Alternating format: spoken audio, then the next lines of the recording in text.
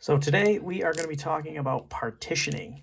And partitioning is just a fancy way of saying breaking something up into equal parts. And when we make equal parts, we want to make sure that all the parts we make are about the same size. If we take a shape, let's say we take a circle, and we break it up like this would not be correct. Because if you look in the middle, this part here is way bigger than those two small parts. So that would not be in equal parts. So if I wanted to break a circle in half, I would do something like that. That's pretty easy. I can do it that way. I can do it that way. Ooh, except for you notice that little one's not quite as good. Smaller, bottom part's smaller. And this is one of the reasons you try not to freehand these. I'll show you in a minute where I'm going to use some. There we go. That's better. Okay, if we want to make a circle into 3 equal parts, which we tried to there and it wasn't very easy, we got to start by putting a point in the middle. And then we get to make that what looks like a peace symbol. Again, even when I draw those, sometimes they don't come out quite right. This middle one, not quite the same, so I want to expand that a little bit. There we go. Now we've got 3 parts that are about the same size. All right, if we're going to use a straight edge or something to draw our lines, you can already see on the side of this paper, I use this paper, that's why it's blue. If I want to break this in half, okay, into 2 columns, remember columns go up and down, our work from the other day, columns, and then rows go side to side. So if I want to break this up into 2 columns, equal columns, I put my piece of paper down, draw a line, and now I have 2 equal parts. And this is going to get us into some work in fractions, okay?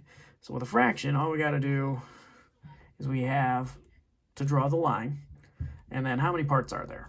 There's 1, 2 parts. So 2 goes on the bottom. Think about all the work we did this year with grading each other's math papers. It's kind of the same thing. There are 2 things possible. This part right here is 1 out of the 2 parts. This part over here is also 1 out of the 2 parts. So we put 1 on top. 1/2 plus 1/2 would give us the whole thing. Okay? If I want to do this one, I want to break it into fourths. I want to break it into 4 equal parts. There's a couple different ways I could do that. I'm going to do it this way first. Use my paper. Again, I'm holding my phone with one hand, so I can't hold my paper and draw a very good straight line. I apologize for that. So now I have 2 columns that are about the same size. Now I also want to break it into rows. So I'm going to turn my paper this way.